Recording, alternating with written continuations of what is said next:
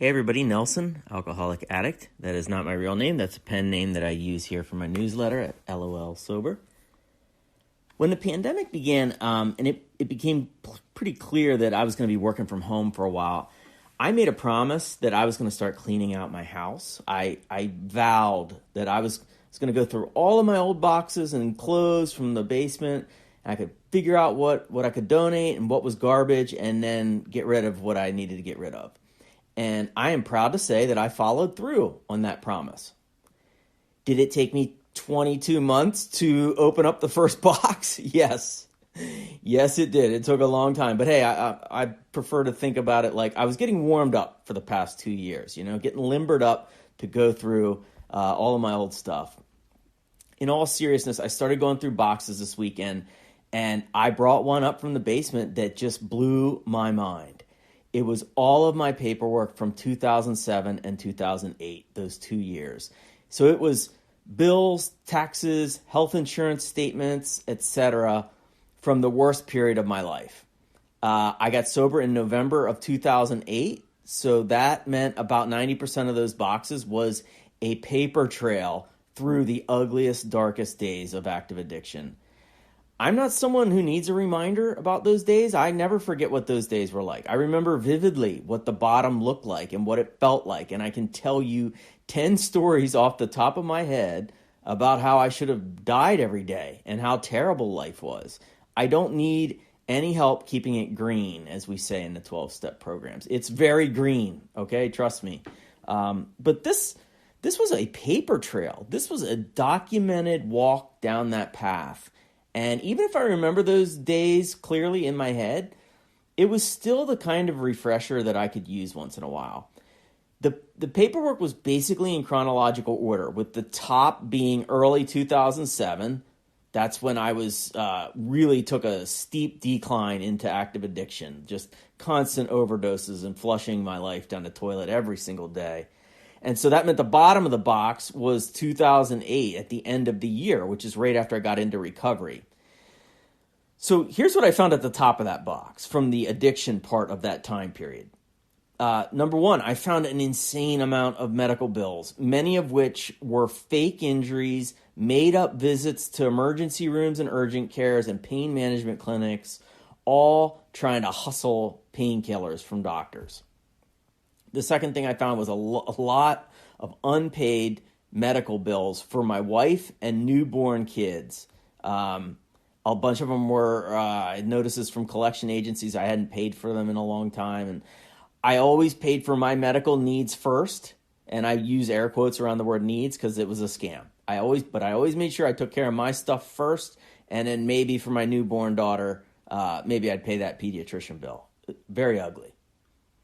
Third thing I saw, about $96,000 in credit card debt, which is more than I made for a living. I had more credit card debt than I actually had in income per year. $96,000 in credit card debt. And it was just, and then on top of that, I was looking at the bills, constant late fees, threatened cancellations, again with the collection agencies. I was paying hundreds of dollars every month just in late fees. There were at least 5 that had been sent to collection agencies, so I was just getting dogged on the phone and through the mail. And I also found a bunch of loan applications in there that were all of them were rejected. I mean, who's going to loan money to someone who owes more than they actually are worth, And at the time, I was doing that thing where I was trying to borrow money from Discover to pay off Capital One. I had used Capital One to pay off Chase. I mean, it was just this house of cards. Terrible, terrible on paper. Fourth thing I found, nonstop overdue bills. I just rotated what I could pay and what I would pay, and then there's so many papers in there that just said gentle reminder because I was 3 months late on the electric bill or car insurance. Just gentle reminder, gentle reminder. Whew. The fifth thing I found bills from a psychologist. I hadn't remembered. I went to a psychologist for about a year, and I only went because I wanted people to get off my ass. I think I visited his office about 50 times, and I found bills for that. I'm not sure I told that guy the truth one time. I just wanted people to stop bothering me, and I was willing to pay $75 out of pocket per week to just keep the illusion going. Although, according to the paperwork, I actually didn't pay him on time very often or at all, and I think that might have been why I was not welcome back to his office after a year or so. And the last thing I found was I found a couple of my job evaluations, and they were okay, not good, not terrible. I managed to somehow be an average or, good enough not to fire kind of employee. Most people I got along well with, so they were kind of rooting for me. But it was not proud reading, It was somebody just barely hanging on to a job. That's what it was. I could keep going, but you get the point. If we were in court and you were trying to convict me of being a drunk and a junkie, this was exhibits A through Z that you would enter into evidence. And guess what? It would have been an easy conviction. This is a perfect time capsule of a terrible life. A life that had a wonderful wife and 2 very young kids and a good job, and it was all falling apart. It was pretty sad, to be honest. And I have found the longer I'm sober, the more I've repaired that old damage, and I can laugh about it now. I like to laugh. But that means I think I sometimes round down the sharpest edges so they don't cut as deep. But let me tell you, looking through that paperwork, it cut deep. It really did.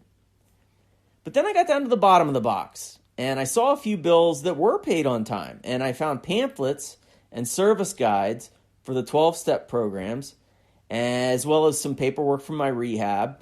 And that was, that was a turning point in my life, So that was like a nice end to going through that box. I was a little confused about why I had guides on how to be a treasurer or a chairperson of 12-step meetings, because I was new to recovery. I went to my first meeting, I think it was November 10th of 2008, so I'm not sure how I ended up with all that paperwork. But then I gradually started to remember how much I pestered my sponsor about doing service. I was one of those assholes who has 10 minutes sober and is just like, I should start teaching people, shouldn't I? Like, I got this. Like, I'm an expert. But in reality, I remember being so grateful to the programs because the minute I got sober, my life started to turn around, and it happened so quickly, and it was so beautiful that I did feel a genuine urge. I wanted to give back. I wanted to give back as soon as I possibly could. And I remember my sponsor, he explained that most groups ask that trusted servants have a certain amount of clean time under their belt, usually 6 months or so. And I didn't have 6 months. I had like 6 weeks.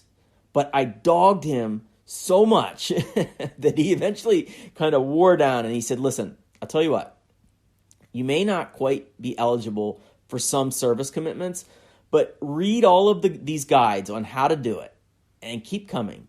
And at the next business meeting, you can volunteer. Tell them your sobriety date and your desire to do service, and maybe nobody else will volunteer, and maybe we'll see what group conscience is. We'll take a vote.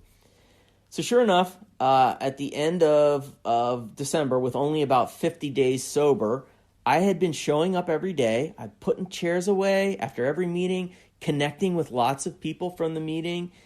And when the time came around, they made an exception to group conscience. They let me start chairing a meeting in January. And so I did, and it went well. And the next month, my sponsor told me, hey, maybe you should consider becoming treasurer for the group. You would have to, again, mention what your actual sobriety is, and they would have to waive their service commitment, because I think it was 6 months. And then he mentioned during that conversation that the current treasurer was looking to hand off, so maybe this is a perfect time. So the next month, I studied up on the paperwork about how to be a treasurer for the group, and I raised my hand, and I got voted in as the treasurer, even though I only had about 2 months sober. And it was only then that I realized who the old treasurer who had been looking to hand off, I just became aware of who that was. It was my sponsor. Yeah, great long con. Just worked. He was looking for a replacement, and he drafted me without me even knowing it. But hey, I'll take it. It got me started on service, and it got me into a new phase of my life as I rediscovered at the bottom of that box. And I ended up having quite a busy time tearing up all those documents all weekend, but it was a great feeling. It was great to sort of shred that part of my history, and I don't have a lot of paperwork like that in my life anymore, and I'm confident if I stay on this path, I can continue that. So, hey, thanks for letting me share.